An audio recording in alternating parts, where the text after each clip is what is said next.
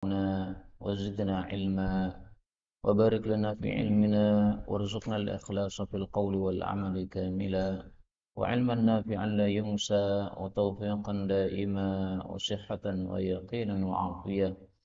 اللهم افتح لنا كل خير، اللهم اكفنا بحلالك عن حرامك وأغننا بفضلك عمن سواك، آمين يا رب العالمين. Alhamdulillah kaum muslimin rahimani wa rahimakumullah.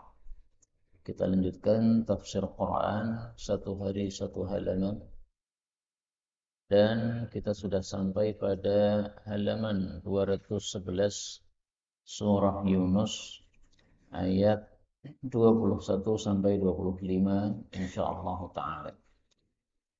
Kita baca dulu dengan qiraah Ibnu Katsir.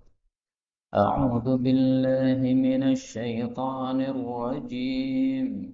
وإذا أذقنا الناس رحمة من بعد ضراء مستهم إذا لهم مكر في آياتنا قل الله أسرع مكرا إن رسلنا يكتبون ما تمكرون. هو الذي يسيركم في البحر والبحر حتى إذا كنتم في الفلك وجرين بهم بريح طيبة وفرحوا بها جاءتها ريح عاصف وجاءهم الموج من كل مكان وظنوا أنهم أحيط بهم دعوا الله مخلصين له الدين لئن أنجيتنا من هذه لنكونن من الشاكرين.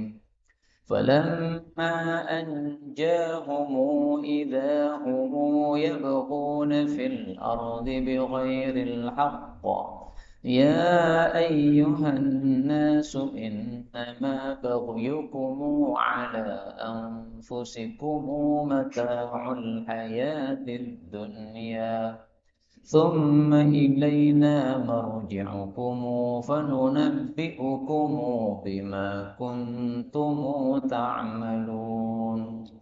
إنما مثل الحياة الدنيا كماء أنزلناه من السماء فاختلط به نبات الأرض مما يأكل الناس والأنعام حتى إذا أخذت الأرض زخرفها وزينت وظن أهلها أنهم قادرون عليها أتاها أمرنا ليلا أو نهارا فجعلناها حصيدا كأن لم تغن بالأمس كذلك نفصل الآيات لقوم يتفكرون.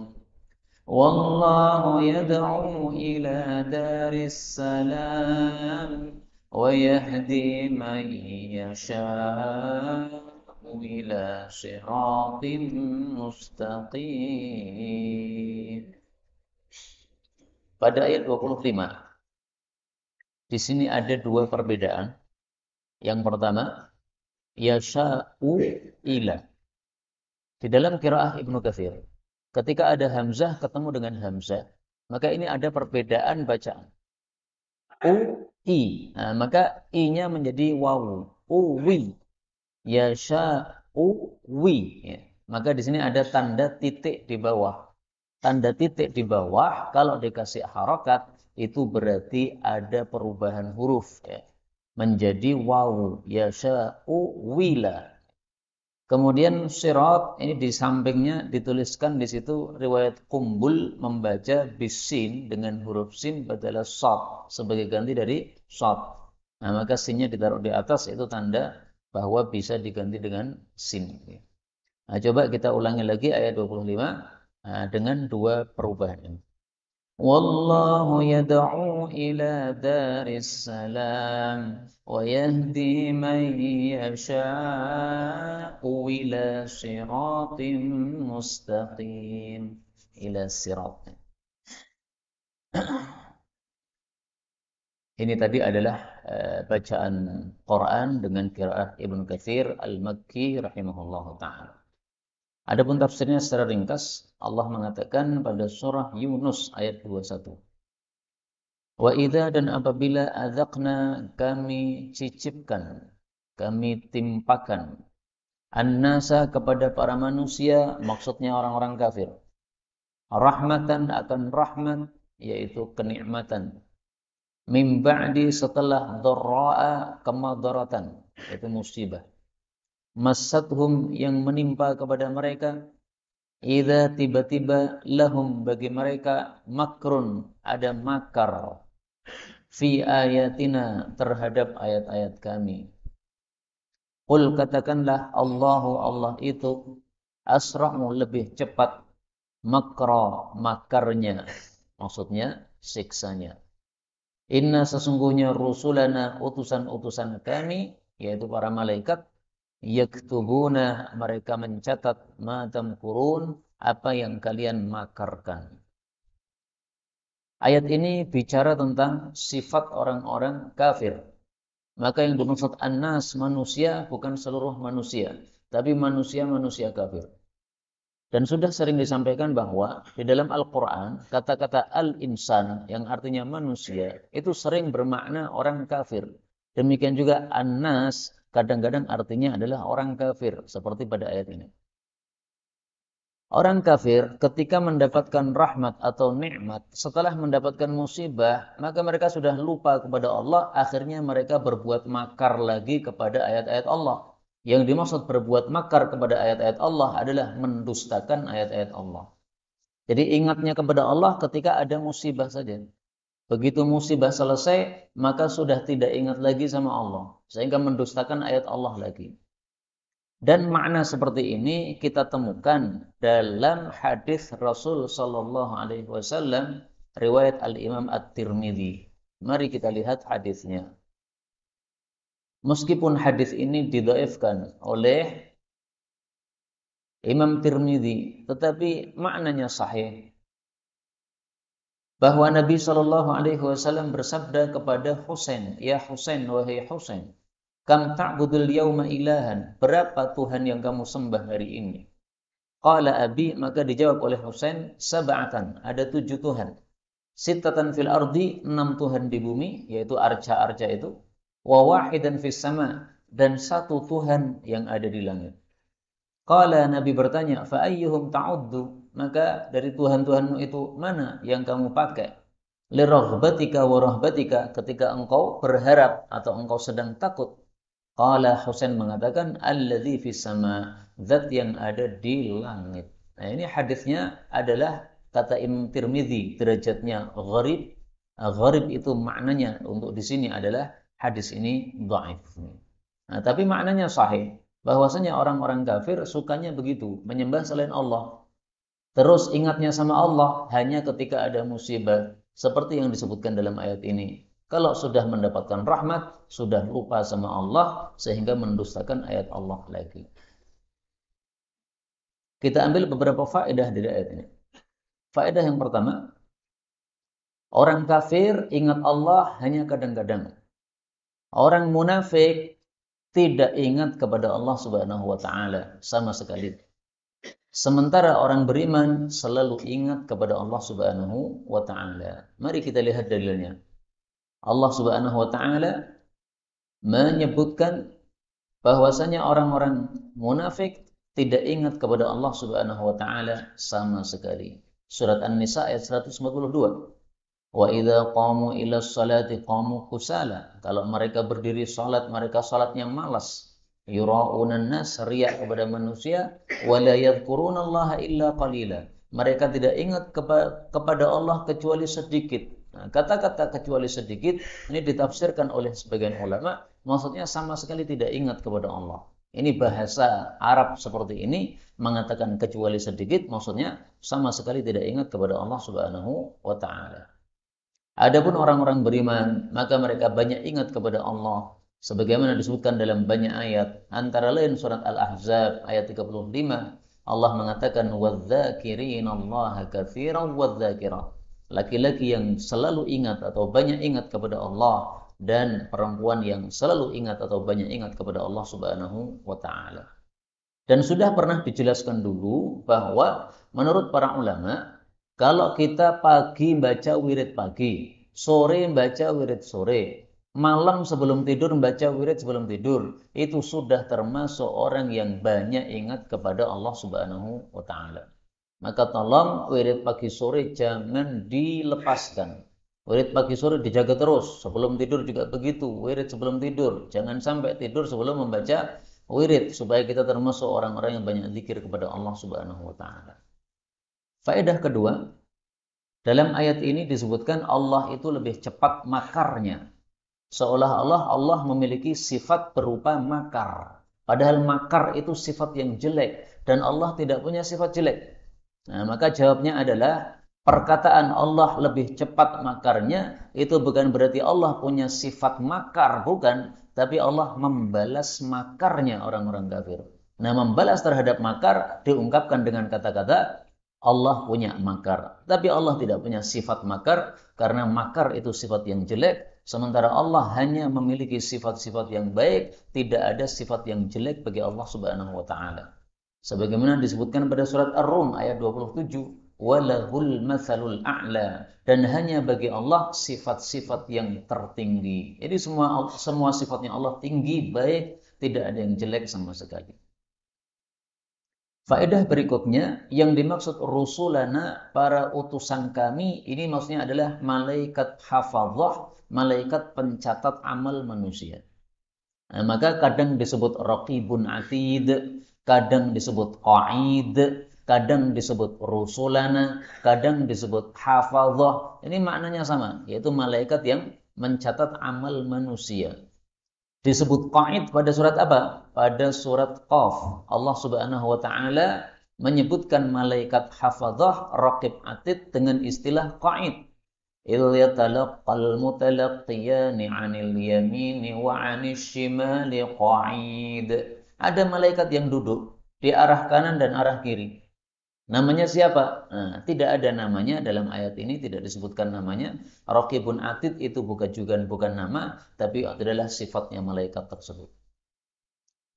Ayat 22 Allah mengatakan, Huwa dialah zat yang, alladzi zat yang yusayyirukum menjalankan kalian fil barri di darat, wal bahri dan laut, hatta sehingga idza kuntum jika adalah kalian fil fulki berada di kapal, wajaraina dan kapal-kapal itu berjalan bihim membawa mereka, yaitu orang-orang kafir, birihin thayyibatin dengan angin yang baik, wa farihu biha dan mereka senang dengannya, ja'adha datanglah kepada kapal tersebut rihun asifun angin kencang, wa ja'ahum dan datang kepada mereka al-mauju ombak, min kulli makanin dari setiap penjuru, dari setiap tempat, wa dhannu dan mereka yakin, dhannu di sini bukan menyangka tapi yakin, annahum bahwasanya mereka uhita bihim telah terliputi, maksudnya pasti tenggelam. Nah, kalau sudah yakin tenggelam, maka da'awullaha, barulah mereka berdoa kepada Allah, mukhlishina lahuddin, dalam keadaan memurnikan untuk Allah akan agama ini. Sambil mereka berdoa mengatakan, la in anjaitana, sungguh jika engkau menyelamatkan kami ya Allah, min hadhihi, dari musibah ini, yaitu musibah tenggelam, lanakunanna, sungguh betul-betul kami akan menjadi minasyakirin, termasuk orang-orang yang bersyukur kepada Allah Subhanahu wa taala. Ayat 22 ini memberikan contoh bagaimana ketika orang-orang kafir itu ingat Allah pada saat ada musibah saja. Jadi ayat sebelumnya tadi global, ayat setelahnya ini contoh atau perinciannya. Contohnya kayak apa? Orang kafir ingat sama Allah. Ketika ada musibah, berada di atas kapal, diombang-ambingkan oleh ombak. Nah, sudah lupa sama Lata, sama Uzza dan sebagainya. Yang diingat hanyalah Allah yang fis sama, yang ada di atas langit, sehingga mereka berdoa kepada Allah Subhanahu wa taala. Nah, orang-orang beriman mengambil pelajaran dari ayat ini, janganlah berdoa pada saat ada musibah saja. Berdoa dan ingat kepada Allah setiap hari. Rasulullah Shallallahu Alaihi Wasallam menjamin orang yang ingat kepada Allah dengan banyak, maka nanti kalau berdoa pada saat dia membutuhkan akan dikabulkan oleh Allah. Salah satu ada 3 orang la yaruddullah doa'ahum. Doanya tidak ditolak oleh Allah. Az-zakirullah katsiran, salah satunya orang yang zikir banyak kepada Allah Subhanahu wa taala. Nah, maka doa itu setiap hari dan setiap saat, bukan hanya pas butuh saja. Pas butuh kemudian doa sama Allah, tapi nggak butuh, nggak pernah doa sama Allah. Ini satu kekurangan untuk hamba. Mungkin seseorang mengatakan, saya butuh apa lagi sama Allah? Nikmat sudah sempurna. Masa saya masih minta lagi? Masih minta. Rabbana atina fid dunya hasanah wa fil akhirati hasanah. Karena kalau kita sudah lengkap nikmatnya Allah di dunia, kita belum tentu mendapatkan nikmat di akhirat, maka tetaplah minta kepada Allah Subhanahu wa taala. Kita ambil beberapa faedah dari ayat ini. Faedah yang pertama, yusayyirukum, Allah menjalankan kalian. Ini menyadarkan kepada kita bahwa alat-alat transportasi yang kita pakai itu adalah nikmat dari Allah. Adanya mobil bisa berjalan, itu Allah yang menjalankan. Adanya kapal bisa berjalan, Allah yang menjalankan. Adanya kuda bisa untuk ditunggangi, Allah yang menundukkan. Sehingga kita harus ingat kepada Allah pada saat kita berkendara, sehingga kita menyebut Allah Subhanahu wa taala sebagaimana disebutkan pada surat Az-Zukhruf ayat 13. Wa taqulu subhanalladzi sakhkhara lana hadza wa ma kunna lahu muqrinin wa inna ila rabbina lamunqalibun. Nah, ini orang yang ingat sama Allah ketika naik kendaraan. Orang kafir naik kendaraan nggak ingat sama Allah, belas nggak baca apa-apa. Nah, orang beriman jangan sama dengan orang kafir. Naik bismillah, kemudian sudah berjalan subhanalladzi sakhkhara lana. Ingat bahwa ini semua yang menjalankan adalah Allah Subhanahu wa taala. Kemudian di sini Allah mengatakan, kuntum, kalian berada di kapal. Kemudian Allah mengatakan wajaraina bihim, kapal itu berlayar bersama mereka. Awalnya mengatakan kalian, lalu mengatakan mereka. Ini perubahan seperti ini disebut dalam ilmu tafsir sebagai iltifat. Iltifat yaitu berpindahnya kata ganti dari kalian menjadi mereka atau sejenisnya. Maka di sini kuntum, Allah bicara sama orang-orang kafir. Kalian wahai orang-orang kafir, ketika berada di kapal, wajaroina bihim, lalu kapal itu berlayar bersama mereka. Nah, mereka berarti orang-orang kafir yang tadi diajak bicara oleh Allah Subhanahu wa taala. Tadi Allah ngajak bicara, kemudian Allah menyebutkan dengan istilah mereka. Ini namanya apa? Iltifat seperti ini, enggak ada masalah. Dan iltifat seperti ini tujuannya supaya kita perhatian dengan ayat. Ada perubahan apa? Kata ganti. Nah, sehingga kita bisa perhatian lagi terhadap ayat yang kita baca. Faedah berikutnya, kata-kata thayyib itu terjemahnya sesuai dengan gandengannya. Kalau digandengkan dengan rih, angin, maka maksudnya adalah angin yang baik, angin yang sejuk, angin yang nyaman, angin yang tidak membawa madarat. Untuk makanan, thayyib itu maksudnya adalah makanan yang halal, makanan yang lezat, yang enak, yang menyehatkan, itu thayyib. Untuk manusia atau sahabat thayyib itu maksudnya sahabat yang baik kepada kita. Nah, jadi terjemahnya tidak harus diartikan baik ya. Bagaimana terjemah yang sesuai begitu saja. Ta'amun thayyib, makanan halal. Enggak ada masalah terjemahkan begitu. Ya, tidak harus diterjemahkan makanan yang baik. Faedah berikutnya, dalam ayat ini disebutkan kata-kata dhannu yang tadi saya artikan yakin. Padahal biasanya dhannu diartikan menyangka. Nah, seperti ini dalam bahasa Arab disebut addad. Addad itu adalah satu kata yang memiliki dua makna, yang dua makna ini saling bertolak belakang.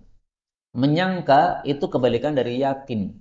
Yakin kebalikan dari menyangka. Nah, ini berarti adzat. Nah, sehingga kita harus hati-hati dengan kata-kata dhannu. Kalau diartikan yakin padahal maksudnya menyangka, salah. Kalau diartikan menyangka padahal yang dimaksud adalah yakin, ya salah. Nah, terus supaya tahu ini artinya menyangka atau yakin, gimana caranya tahunya? Lihat kepada siyaq, wasibaq, walihaq. Lihat kepada susunan kalimatnya dan kalimat sebelumnya namanya sibaq dan kalimat setelahnya namanya lihaq.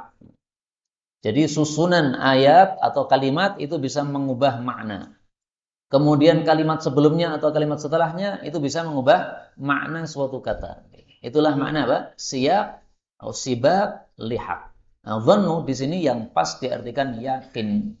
Karena ombak sudah berada dari semua penjuru, sudah yakin semua orang, wah sudah tenggelam sudah kita, mati kita. Nah, saat itulah mereka baru terdesak berdoa kepada Allah Subhanahu wa taala. Nah, sifat ini jangan ada pada kita, doa hanya kepada Allah hanya pada saat terdesak saja. Ini bukan satu sikap yang baik seorang hamba kepada pemeliharanya. Ayat 23. Falamma maka tatkala anjahum, Allah menyelamatkan mereka. Ida tiba-tiba hum mereka yabghun, mereka melampaui batas fil ardi di bumi bi ghairil haqqi tanpa kebenaran. Maka Allah menegur, ya ayyuhan nas, wahai para manusia, innama sesungguhnya tiada lain baghyukum melampaui batas kalian itu ala anfusikum memadarati terhadap diri-diri kalian sendiri. Mata'al hayatid dunya sebagai kesenangan di dalam kehidupan dunia saja.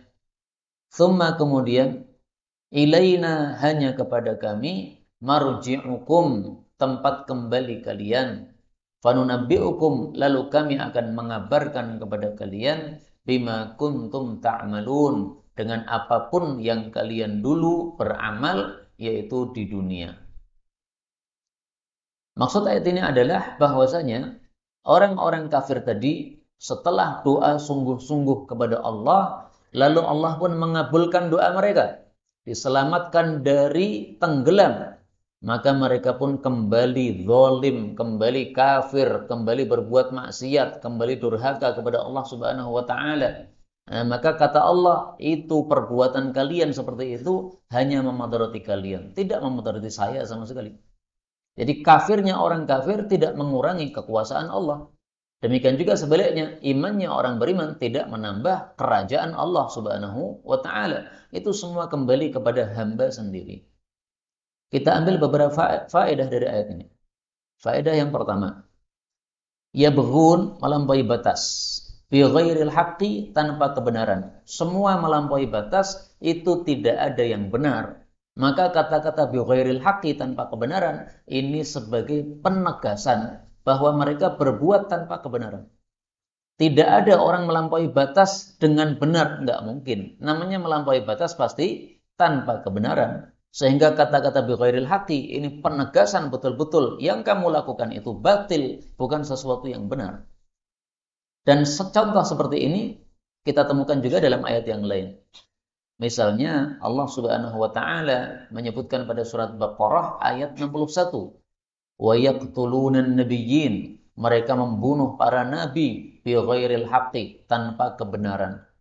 Apakah mungkin ada seseorang membunuh nabi dengan kebenaran? Enggak mungkin. Saya bunuh nabi ini karena dia zina. Oh, enggak mungkin nabi berzina. Saya membunuh nabi ini karena dia membunuh orang tanpa kebenaran sehingga saya kisos. Tidak mungkin. Membunuh nabi itu pasti tanpa kebenaran. Maka kata-kata bi ghairil haq ini penegasan bahwa sikap mereka membunuh nabi itu jelas-jelas kebatilan yang besar, bukan kebenaran sama sekali.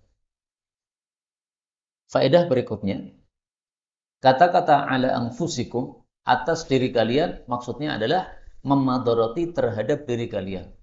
Dalam bahasa Arab, kata-kata ala memang sering digunakan untuk makna madarat atau keburukan. Adapun sebaliknya kebaikan, maka biasanya digunakan untuk li. Misalnya, Allah Subhanahu wa taala mengatakan, In ahsantum li anfusikum. Kalau kalian berbuat baik, maka kalian berbuat baik, kembalinya kebaikannya untuk diri kalian sendiri. Surat Isra ayat 7. Nah, di sini digunakan li. Kenapa? Ini untuk kebaikan. Adapun untuk keburukan digunakan ala. Tapi itu pun kebiasaannya. Kadang-kadang juga keburukan digunakan li. Contohnya pada surat Isra ayat 7 juga Allah mengatakan wa in asatum falaha. Kalau kalian berbuat jelek falaha, maka kemadorotannya kembali kepada kalian sendiri. Nah, di sini meskipun kemadorotan tapi digunakan kata-kata la. La sama dengan li tadi ya. Nah, maka kalau kita lihat dalam kitab tafsir, falaha itu diartikan fa'alaiha. Kenapa diartikan fa'alaiha? Karena keburukan biasanya digunakan dengan ala, bukan dengan li. Nah, makna seperti ini penting untuk kita ketahui supaya nanti kita paham dengan mudah bahasa-bahasa Quran di ayat-ayat yang lain. Kemudian makna mata al hayatid dunia, kesenangan dalam kehidupan dunia. Maksudnya kalian melampaui batas seperti itu hanya bisa dilakukan sebentar saja, di dunia saja. Apakah bisa berlanjut melampaui batas di kuburan? Tidak mungkin. Kalau sudah di kuburan, yang ada adalah balasan dari melampaui batas tadi. Jadi melampaui batas itu tidak lama waktunya. Apapun perbuatan maksiat tidak akan lama waktunya. Orang berzina, na'udzubillah. Berapa lama kenikmatan berzina itu? Paling 5 menit, 10 menit, atau berapa menit? Ya. Setelah itu yang ada penyesalan. Wah, kenapa melakukan ini? Nah, maka perbuatan buruk itu harus diingat-ingat bahwasanya ternyata kesenangannya hanya sebentar. Mata al hayatid dunya. Adapun setelah itu ilaina marji'ukum. Setelah itu kembali kepada Allah. Di sini informasi tapi maksudnya ancaman. Kembali kepada Allah akan diberitahu, maksudnya kemudian akan dibalas yang setimpal oleh Allah Subhanahu wa taala. Tidak hanya kembali dibiarkan, tidak. Tidak hanya diinformasikan dibiarkan, tidak, tapi diinformasikan kemudian dibalas yang setimpal oleh Allah Subhanahu wa taala. Dan makna seperti ini kita dapatkan dalam banyak ayat. Contohnya yang paling gampang, Allah Subhanahu wa taala mengatakan pada surat Al-Ghasyiyah ayat 26, "Inna ilaina iyabahum." Sesungguhnya hanya kepada kami mereka akan kembali. Thumma inna alaina hisabahum. Kemudian atas tanggungan kami penghisapan mereka. Jadi kembali tidak untuk dibiarkan, tidak, tapi kembali untuk dihisab. Nah, kalau sudah dihisab, pasti disiksa oleh Allah Subhanahu wa taala. Sebagaimana sabda Nabi, "Menukishal hisaba udzib." Barang siapa yang diteliti hisabnya, pasti akan disiksa. Karena hisab itu kalau diteliti maksudnya semua dosa akan dikasih balasannya. Makanya ada istilah hisaban yasira, hisab yang mudah. Ada juga istilah apa? Su'ul hisab, hisab yang jelek. Ini semuanya istilah yang kita temukan dalam Quran. Hisaban yasira, hisab yang mudah, itu sebenarnya bukan hisab, tapi ardun. Apa itu ardun? Ditampilkan amalannya saja. Ini dosa-dosa kamu ingat enggak? Hamba mengatakan, ingat ya Allah, saya memang melakukan. Nah, Allah kemudian mengatakan, ini dosa-dosa kamu, saya maafkan. Akhirnya, dosanya dimaafkan, masukkan surga. Itu hisab yasir. Jadi bukan hisab sebenarnya. Kalau hisab yang sesungguhnya ya ini, su'ul hisab, hisab yang jelek. Atau nukishal hisab, diteliti hisabnya. Ini dosamu, hukumannya ini dosamu, hukumannya ini. Semua dosa dikasih hukumannya. Ya sudah, pasti binasa. Karena kita semua pasti punya dosa. Nah, kita nggak ngerti dosa kita lebih banyak atau pahala kita lebih banyak. Kalau pahala kita lebih banyak, aman. Tapi kalau dosa kita lebih banyak, pasti masuk neraka. Kalau tidak diampuni oleh Allah Subhanahu wa taala. Nah, makanya kita minta kepada Allah, Rabbi hasibni hisaban yasira, itu maksudnya adalah kita minta supaya diampuni dosa-dosa kita oleh Allah Subhanahu wa taala. Ayat 24. Innama sesungguhnya tiada lain. Masalu perumpamaan al-hayatid dunya, kehidupan dunia. Kama'in seperti air, yaitu air hujan. Anzalnahu yang kami telah menurunkan air itu. Minas sama dari langit, maksudnya dari awan. Fakhtalata bihi, lalu bercampur dengan air tersebut, nabatul ardi, tanaman-tanaman bumi. Mimma, dari apa yang yakulun nasu, manusia memakan, wal an'amu, dan binatang-binatang ternak juga memakan.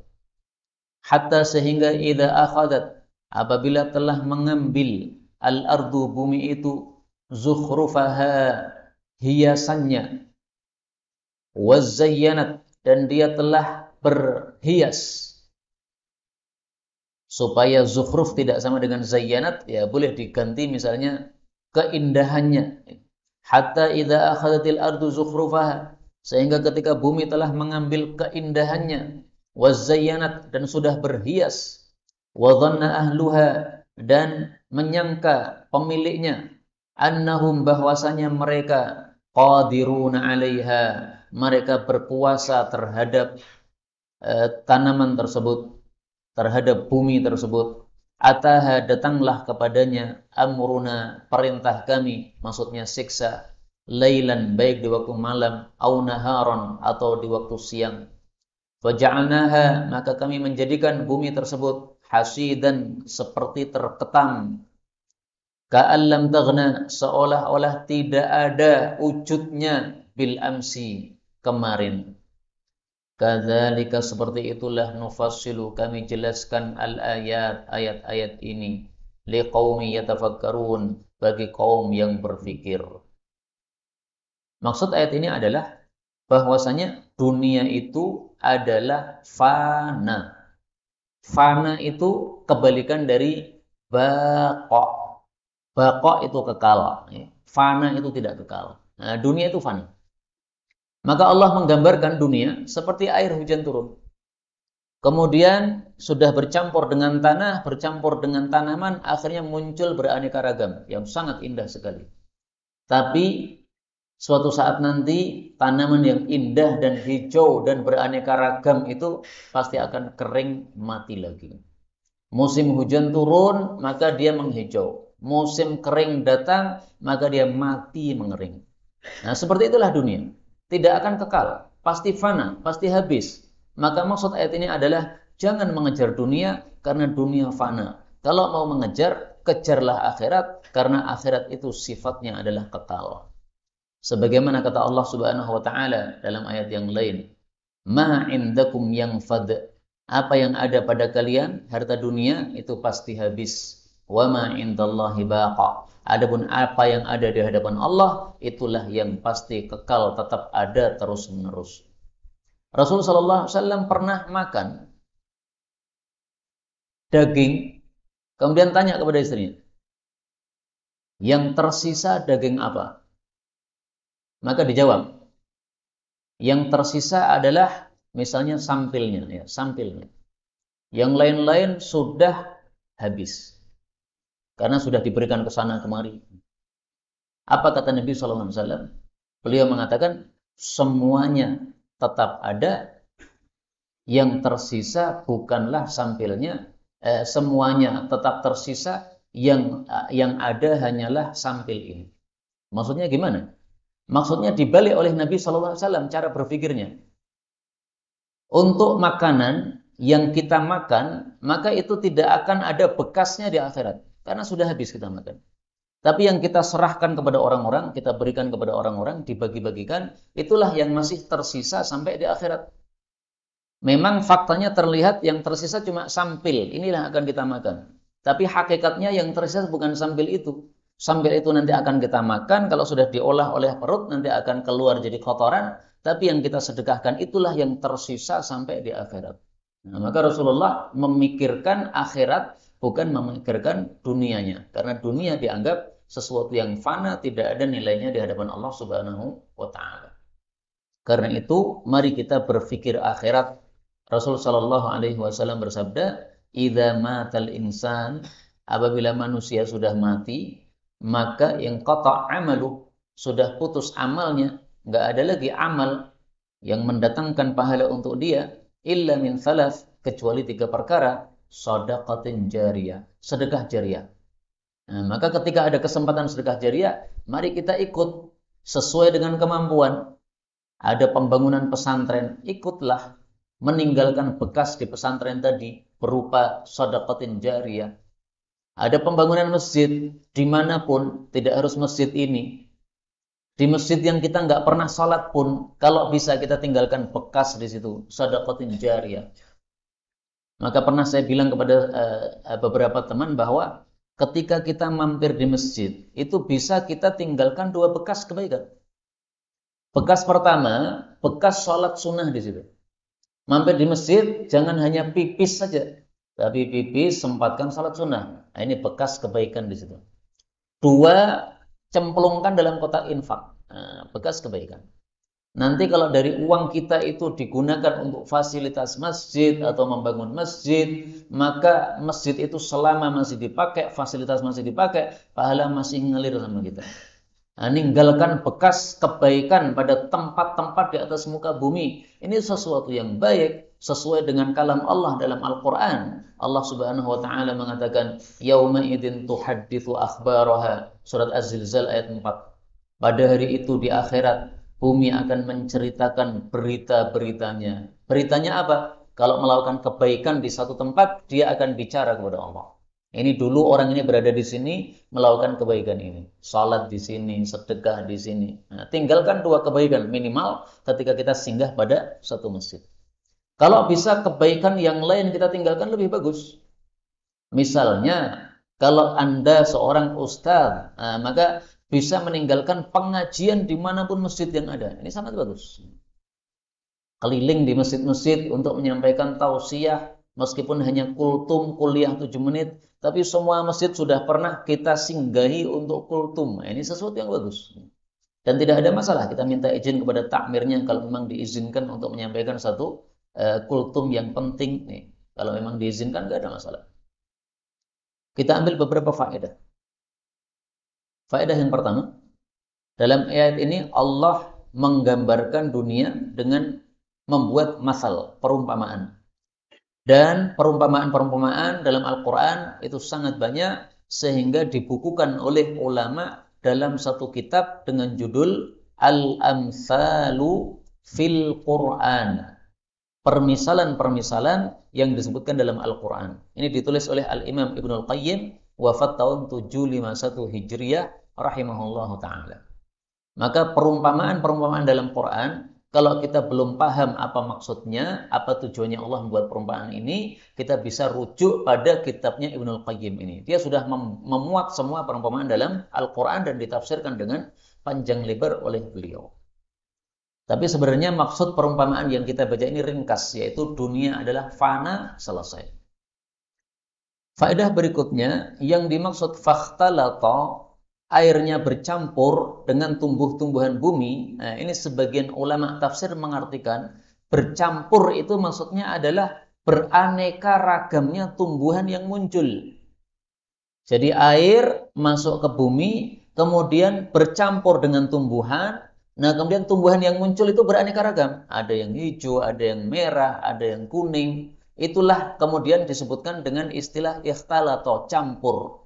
Seperti barang yang beraneka ragam, kalau digabung dalam satu tempat, disebut apa? Campur. Nah, maka penggunaan kata-kata campur ini untuk mengisyaratkan beraneka ragamnya tumbuh-tumbuhan yang muncul di atas permukaan bumi. Ini tafsiran sebagian ulama. Tapi sebenarnya tafsir ini sudah kita temukan juga pada kata berikutnya, yaitu pada kalimat wazayyanat. Bumi berhias. Apa maksudnya berhias? Nah, para ulama tafsir mengatakan berhias maksudnya adalah munculnya aneka ragam warna dan rasa dari tumbuh-tumbuhan yang ada. Airnya satu, air hujan, tapi yang muncul warna yang beraneka ragam. Airnya satu, hujan, tapi buah yang muncul rasanya beraneka ragam. Ada yang kecut, ada yang pahit, ada yang manis. Manisnya pun juga beraneka ragam. Itu makna izzayyana. Dan makna ini, bahwasanya dari satu air muncul beraneka ragam, kita temukan dalam surat yang lain. Allah Subhanahu wa Ta'ala mengatakan, Bima'in wahidin. Pada surat Ar-Ra'd ayat 4. Yusqa bima'in wahidin. Tumbuhan itu diairi dengan satu air, yaitu air hujan. wa nufaddilu ba'daha 'ala ba'din fil uqul. Tetapi kami bedakan, kami lebihkan sebagiannya atas sebagian yang lain dalam hal rasa. Inna fi dzalika laayatin liqaumin ya'qilun. Itu ada tanda kekuasaan Allah bagi orang yang berakal. Bisakah kita membuat seperti itu? Diairi dengan satu macam air, tapi munculnya beraneka ragam. Bisakah kita? Nggak bisa. Kalau kita membuat donat misalnya, pengen beraneka ragam, itu harus satu persatu dikasih rasa yang berbeda-beda. Nggak bisa kita membuat satu adonan, tiba-tiba muncul donat langsung beraneka ragam. Nggak mungkin. Pengen coklat, yang ngambil coklatnya dimasukkan di donat tadi. Pengen stroberi, ambil stroberinya. Itu manusia. Tapi Allah nggak perlu begitu. Air hujan turunkan satu, udah munculnya beraneka ragam. Cukup dengan kun, selesai. Kun, maka fayakun. Maka muncul sesuai dengan keinginan Allah Subhanahu wa Ta'ala. Nah, kalau seperti itu kekuasaan Allah, sangat heran kalau kita minta kepada selain Allah. Mintalah kepada Allah saja, karena Allah yang Maha Kuasa. Faedah berikutnya, di sini Allah sebutkan mimma ya'kulun nas wal an'am. Tanaman itu ada yang dimakan manusia, ada yang dimakan ternak. Ini maksudnya Allah adalah bahwa nikmatnya Allah itu sudah sempurna. Ada tumbuhan yang disiapkan untuk manusia. Tapi manusia punya ternak. Ternak perlu makanan. Allah juga sudah siapkan makanannya. Jadi nikmat Allah sangat sempurna, sehingga kita harus ingat terhadap nikmat Allah Subhanahu wa Ta'ala yang sempurna tersebut. Dan makna ini kita temukan dalam banyak ayat, yaitu adanya tumbuh-tumbuhan yang untuk dua macam, untuk manusia dan untuk binatang. Misalnya surat Abasa ayat 31, Allah mengatakan wa fakihatan wa abba, dan buah-buahan dan abba. Apa itu fakihah? Fakihah yang dimakan manusia. Apa itu abba? Abba yang dimakan binatang. Dalilnya ayat berikutnya, mata'an lakum wa li'an'amikum. Itu adalah perbekalan untuk kalian, itu fakihahnya. Dan untuk ternak-ternak kalian, yaitu abbanya. Nah, maka disebutkan dua oleh Allah Subhanahu wa Ta'ala tumbuh-tumbuhan tersebut. Faedah berikutnya. Dalam ayat ini Allah mengatakan, ataha amruna lailan aw nahara. Datang kepada kami siksa kami baik malam maupun siang. Disebutkan malam dulu. Kenapa? Karena lebih sering datangnya siksa di malam hari. Dari mana taunya? Dari ayat yang lain. Allah Subhanahu wa Ta'ala mengatakan, alaysa subhu biqarib. Surat Hud ayat 81. Inna mau'idahum, sesungguhnya perjanjian siksaan bagi mereka adalah as-subh, waktu subuh. Alaysa subhu biqarib. Bukankah subuh itu sudah dekat? Ini perkataan Allah kepada Nabi siapa ini? Nabi Lut alaihi salatu wassalam. Ya, disebutkan pada ayat 7, Nabi Lut disuruh untuk pergi meninggalkan kotanya sebelum subuh. Kenapa? Nanti siksa datang subuh. Nah, subuh itu masih gelap, bisa dikategorikan malam. Nah, pagi atau siang itu mulainya ketika terbit matahari. Adapun malam masih gelap, ini masih disebut malam, sehingga siksa itu lebih sering datangnya di malam hari berdasarkan ayat tersebut. Tapi apakah mungkin siksa datang di siang hari? Mungkin. Misalnya Allah Subhanahu wa Ta'ala menyebutkan pada ayat yang lain. Pada surat Al-A'raf ayat 98. Awa amina ahlul qura, apakah merasa aman penduduk desa itu? Ayyatiyahum ba'suna duhan, bahwasanya siksa kami datang kepada mereka waktu duha, wahum yal'abun, pada saat mereka bermain-main.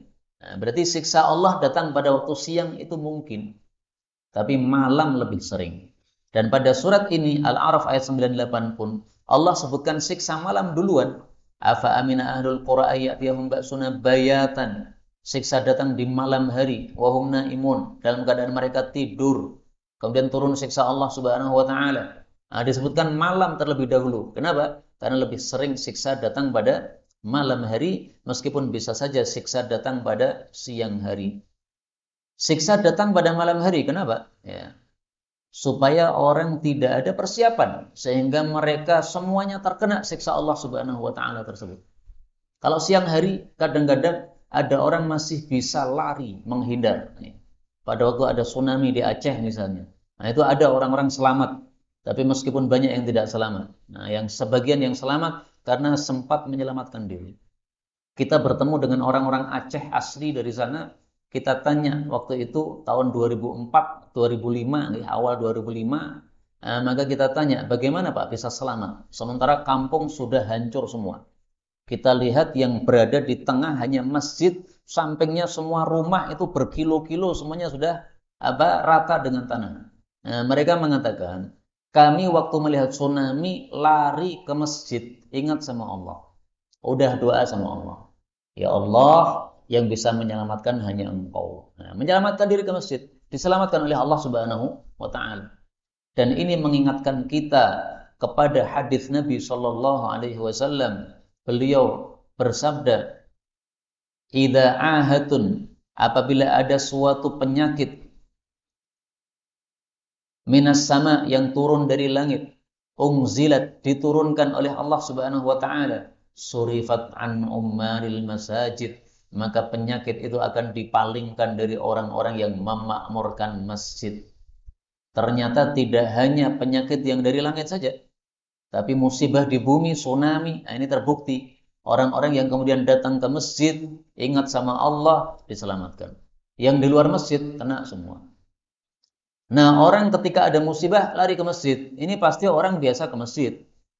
Kalau tidak biasa ke masjid, nggak akan pikirannya menuju ke masjid. Pasti pikirannya lari sejauh-jauhnya, supaya nggak kena tsunami. Tapi lari sejauh-jauhnya nggak selamat. Kenapa? Tsunami-nya lebih cepat mengejar orang-orang tersebut. Tapi yang berada di masjid diselamatkan oleh Allah Subhanahu wa taala. Faedah terakhir pada ayat ini, Allah Subhanahu wa taala mengatakan, faja'alnaha hasidan. Kami jadikan kota itu seperti terketam. Tahu terketam ya? Terpanen. Kita punya sawah, setelah dipanen bagaimana kondisinya? Bersih. Nah, maksudnya kota itu juga begitu. Bersih total, semuanya rata dengan tanah karena sudah disiksa oleh Allah Subhanahu wa taala. Maka Allah katakan ka'allam taghna bil ams, seolah-olah kota itu tidak ada wujudnya kemarin. Artinya betul-betul bersih, dibersihkan oleh Allah Subhanahu wa taala tanpa ada sisa sama sekali orang yang tinggal di dalamnya. Inilah siksa Allah, kalau sudah turun tidak bisa ditolak oleh siapapun juga. Kemudian ayat terakhir Allah mengatakan, wallahu, dan Allah itu yad'u, mengajak, ila daris salam, kepada kampungnya as-salam, yaitu Allah Subhanahu wa taala yang maha salam, maha selamat. Wa yahdi, dan Allah menunjuki may yasha, siapapun yang Dia kehendaki, ila siratin mustaqim, ke jalan yang lurus. Allah mengajak kepada Darussalam, maksudnya Allah mengajak kepada amal-amal yang menghantarkan kepada surga. Surga nama lainnya adalah Darussalam. Salam itu nama Allah. Sehingga Darussalam itu artinya sama dengan Baitullah, rumahnya Allah. Nah, maka Baitullah, rumahnya Allah, kalau di bumi maksudnya adalah masjid. Tetapi kalau Baitullah atau Darussalam di akhirat itu maksudnya adalah surga. Di akhirat sudah nggak ada masjid lagi. Kenapa? Sudah nggak ada ibadah lagi. Adanya nikmat, adanya balasan. Ibadah itu di dunia. Kalau sudah sampai akhirat, sudah tidak ada kewajiban ibadah lagi. Adanya nikmat dari Allah Subhanahu wa taala. Nah, maka dari salam itu maksudnya Darullah atau Baitullah, yaitu yang dimaksud adalah surganya Allah Subhanahu wa taala. As-salam saya katakan nama Allah. Apakah ada dalilnya? Ada. Rasulullah sallallahu alaihi wasallam bersabda, "Innallaha huwas salam." Allah itulah yang maha memberi keselamatan. Maka ini dalil bahwasanya Allah itu salah satu namanya adalah As-Salam. Darussalam berarti Darullah, rumahnya Allah Subhanahu wa taala. Makanya para ulama mengatakan, orang masuk surga itu sama dengan sudah bertetangga dengan Allah Subhanahu wa taala. Karena surga itu rumahnya Allah, miliknya Allah. Nah, kalau kita berada di rumahnya Allah, berarti sudah bertetangga dengan Allah. Nah, ini istilah para ulama ya, bertetangga dengan Allah Subhanahu wa taala.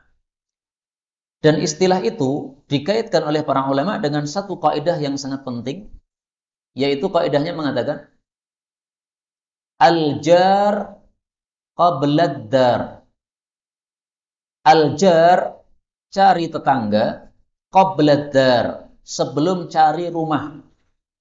Panjenengan kalau pengen cari rumah, jangan lihat semata-mata, wah ini murah. Jangan.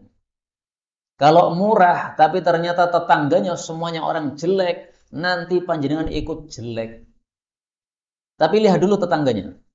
Oh, tetangganya orang-orang baik. Nah, baru cari rumah di situ.